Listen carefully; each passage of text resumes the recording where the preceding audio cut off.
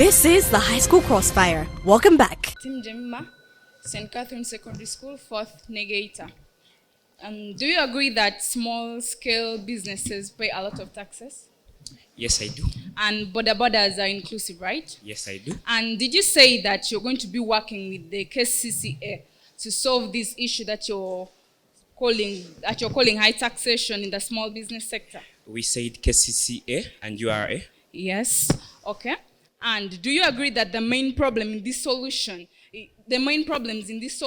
are unemployment and low economic growth? Obviously, yes. So you come here and you tell us that these small businesses are paying a lot of taxes. Then they give examples of border men, and this high taxation is preventing them from taking their children to school and feeding them and all that. But then they don't give us to what extent are these high taxes being paid. We don't see any example, any clear evidence of border men paying high taxes that are preventing them from taking care of their families. So that point does not stand. We don't see that these taxes are the ones that are preventing these people from taking care of their families. So we really don't understand where this point comes in. And then they tell us that they're going to use the KCCA to take care of this solution of theirs that is going to be reducing the taxes. I really don't know if this problem is only in Kampala or what. I don't know how these other sectors of the country are going to be handled. I don't know how other cities are going to go. I don't know how other towns are going to be handled. And they only talk about the Kampala city. So I need them to come and clarify that. And they do agree that the main problems in this solution are unemployment and low economic growth.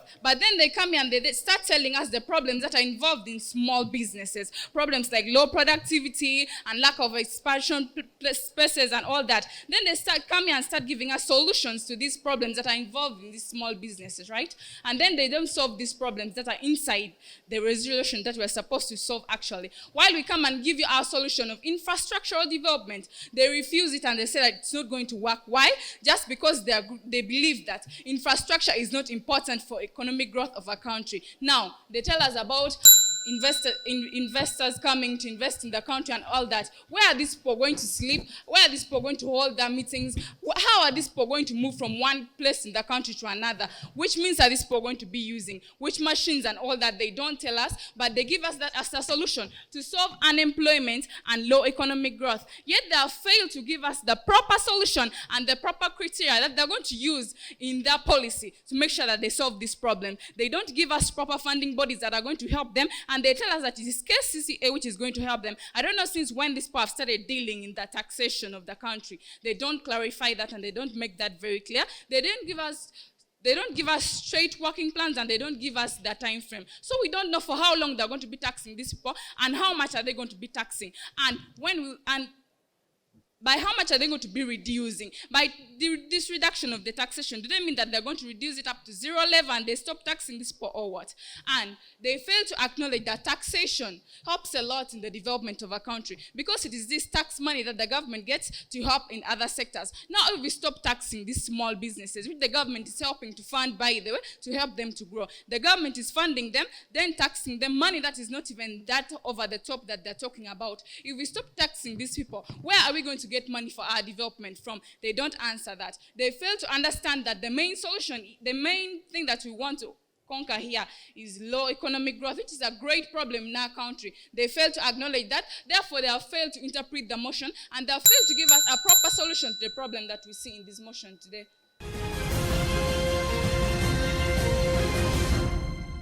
To you all, Adengo Favor from the Royal Campus of St. Lawrence Academy Schools and Colleges. Debbie Bond said, "Nothing overgrows without a seed, and nothing changes without a dream." Ladies and gentlemen, allow me to ask my question straight away. Good afternoon, lady. Good afternoon. Did you say that we said that we want to stop taxing the small businesses? Yes. Okay. Did any of my speakers say it? Yes. Proof? Who? Your first speaker came and She said didn't that they say want it. to stop and they didn't give us She how didn't they're going to stop say it. She said we are going to reduce taxes. Ladies You and didn't gentlemen, say it, she said it. excuse me, I'm the one asking. Ladies, Ladies and gentlemen, I want to ask a question. Okay, let me ask you first the next question. The next question I want to ask you. Okay? Without disposable income, are you able to invest? Yes, we are able to invest. Without another question, thank you. Another question. Without disposable income, are you able to save? Yes. Thank you very much. I love that. Then, ladies and gentlemen, I want to now answer the questions they asked us. They said, what is our projection? How long are we going to reduce the taxes? Ladies and gentlemen, judges, we are going to reduce the taxes. We're going to keep the taxes low as long as the business is still small. As long as the business grows, then we are going to charge them relatively to the income they get. Ladies and gentlemen, we are talking about economic growth.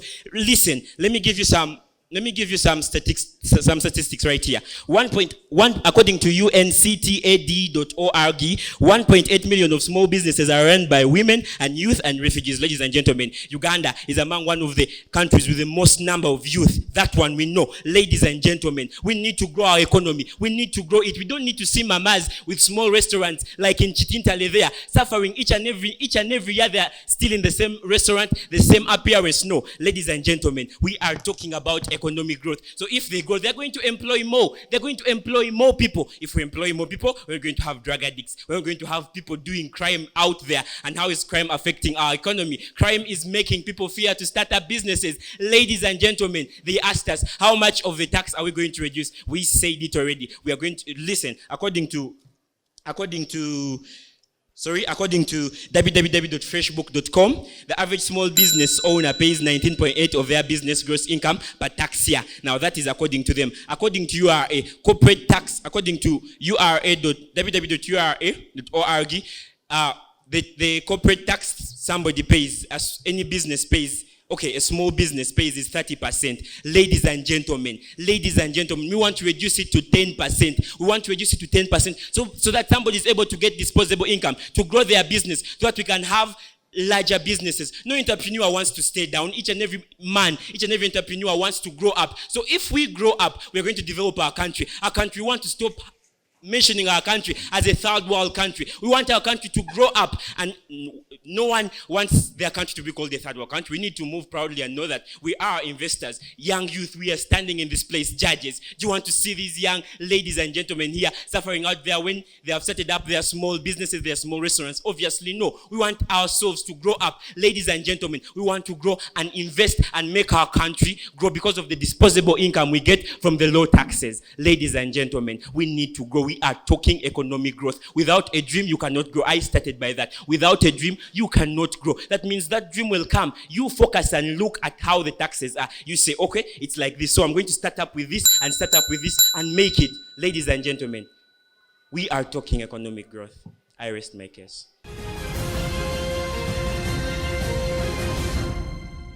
I'm going to give my remarks on this resolution entirely based from an economic point of view. Are we together? So, my remarks. Team Negative, you raised two very major but also very essential questions. First of all, you're asking Team Affirmative, how will reduction of taxes lead to economic growth? That was a very good question. One that I feel Team Affirmative answered exceptionally well. Now, this is what Team Affirmative is telling you. If we reduce the taxes on small businesses, we are increasing the disposable income. And when we reduce and when we increase the disposable income, these businesses can therefore save and invest. Now, the money that a business actually uses to expand is not the entire gross earnings. Are we together? Your gross earnings are taxed to leave you with the disposable income. So ideally, reducing the taxes increases the disposable income. Increasing the disposable income, as they kept on telling you, will give these small businesses the ability to expand. Are we together? So that answers your question of how. Now,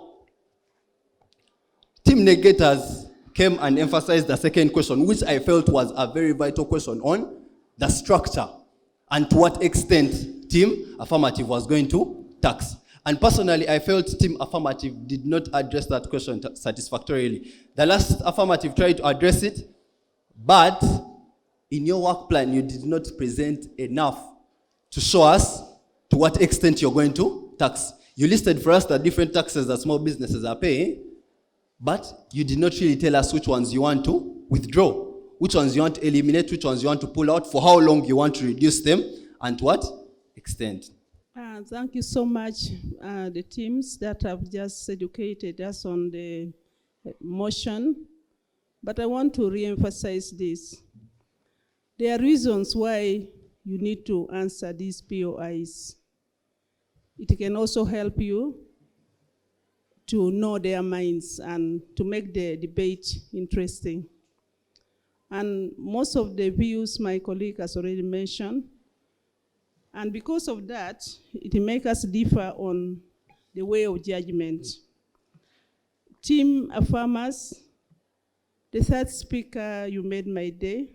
Thank you so much. That has been great presentation.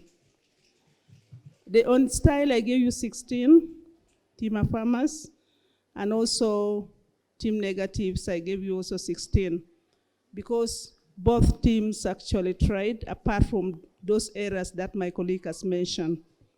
And then on content, I gave you 25, and on strategy, that's where we differ. I gave affirmers 26 and negators 22 because of the loopholes they left. Thank you. Thank you so much. I want to begin by appreciating both teams. It was a good debate. There were good submissions, good statistics, good illustrations, good precedents, and good points of argument. To begin with, I want to begin appreciating still by both teams for being able to identify the type and the specific kind of resolution that is before you. Because when you understand from the word God the specific type of resolution that is before you, it means that you are going to be able to fulfill the conditions and the demands of that specific resolution. Now, start with, ladies and gentlemen, just a guiding factor. Whenever you are giving a house or a body or a ministry or an organ, it is better you give a house or a body that has the capability, it has the powers to handle that specific duty that you have given it. For example, I like the fact that, yes, Team Affirmative, you were able to give the houses. You talked about the URA, you talked about the Ministry of Trade, but in connection to that, you talked about the KCCA. According to the KCCA Amendment Act of 2019, the KCCA is specifically responsible for handling situations or its duty is incapacitated within the city. So that's why you see Team Negative came and they told you what we are talking about is not an issue within the city. It is a national issue. So would the KCCA have the jurisdiction to handle the same matter within the entire country? Yes, even if you talk about the URA, which I credit you for, but what about the KCCA that is working in connection with the same? So next time when you're giving houses, give houses that have the jurisdiction to handle the specific matter that is before them. Secondly, I want to appreciate both the third speaker from Team Affirmative and the third speaker from Team Negative. Why I appreciate those people is that they learned and they mastered, let me just say, they understood the assignment. The assignment of the third speakers, number one, to make what they call a total rebuttal. Number two, identify the clash points. Number three, weigh up the debate to the favor of your team, which was done by both the third speakers from both sides. I credit you for that. So thank you so much. The necessity of all such a debate is to learn and be knowledgeable about taxation. There is something I've been confessing to my judges here, and I've told them, there's a paper in law called taxation. Trust me, personally, I'll be a confessor by myself. I said that paper gave me a headache. It really gave me a headache, to be sincere. Any lawyer who has passed through taxation, he will tell you, that paper, no one jokes with it. But when I see people coming here to discuss about the 30% income tax, depletion, guys, I'm proud of you guys. That's the truth. Now, in that tune, ladies and gentlemen, this is the gist of how I marked myself. And having in content, guys, personally, I've given all of you similar marks on content. Where the gist comes is how the strategy is and how the style. Style, some of you think it's just something easy. You can earn that marks and fine. One mark can differentiate the two teams. This one goes into how do you articulate the issues. My co-current speaker said, the way you pick a POI, at least it can answer a question. Listen, ladies and gentlemen, never go away from a POI because you never know. That is the saving point of how you're going to start your case. So it's better you pick up the POI, answer it very well, and it builds up your case very well. Most of you have been hiding away from POIs. One, we realize when you hide away from POIs, to us judges, we realize, okay, there is something he's hiding. He doesn't want to tell us. Trust me, if you could have answered at least a POI, we have that confidence that these people, whatever they are talking, it is good. Are we together? Number two, how do we articulate in terms somebody has asked you a POI? This is a formal argument. From the way a debate is defined, you people, I asked you a question. How do you define a debate? It's a formal argument between two parties. Formal. Don't tell somebody, these are honorable members here in the parliament, and you're showing them, you relax, do this and this. That is an articulate. You have etiquettes of debate you have to look upon. Now, for me, I appreciate both teams. This was an excellent debate. It was very eye-opening. It was good. Now, I'll start with Team Affirmative. Team Affirmative, I would commend you, mostly your first speaker, and also your third speaker. And it's actually your first speaker that earned you that 26 on content that you have. Because she gave a lot of content with sources of information, unlike every other debater that has stood on that podium today. Not just your debate. However, going on to your houses, if I'm to quote you right, I'm going to go straight to my deciding factors. If I'm to quote you right, you gave your house as the Ministry of Trade, you will work with URA, and your implementation body would be KCCA. Your implementation body was going to be KCCA. That is why Team Negative came up and asked you, how are you going to implement? If you had actually mentioned KCCA, not as your implementation body, but just as KCCA, I would have just let it go. But they asked you, how are you going to implement your magnificent work plan with KCCA? For me, that was not convincing enough. Because however beautiful your work plan can be, that is why we have a lot of problems in the country, because we have beautiful policies with poor implementations. So there is no way you are going to implement your beautiful work plan with a poor implementation body.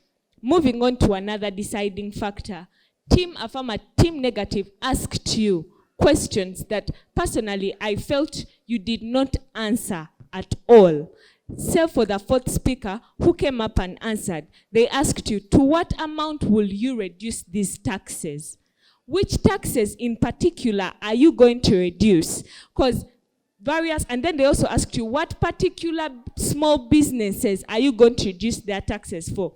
If we all understand, all small businesses have different types of taxes. A tax that a border man pays is not the same tax a retailer is going to pay, is not the same. They pay municipal taxes, they pay taxes from the URA, they pay various taxes, value-added tax, a lot of taxes. You did not answer that. You did not specify.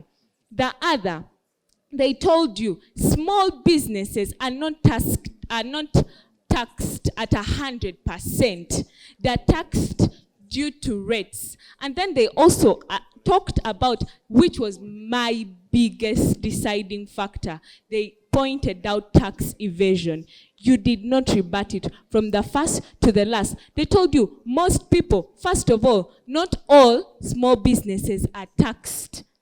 First of all. Second of all, even those ones that are taxed can evade taxes, because all URA wants you to do is show them your documents and they will tax you according to what you earn. So that was my other deciding factor. So on style, I gave both of you 16. For content, I commended Team Affirmative. I gave you 26. I gave them 25. For strategy, I gave you 27, and I gave them 29. Totaling up to 69 for Team Affirmative and 70 for Team Negative. And it is on a vote of 3-2 that Team Affirmative goes to the next level.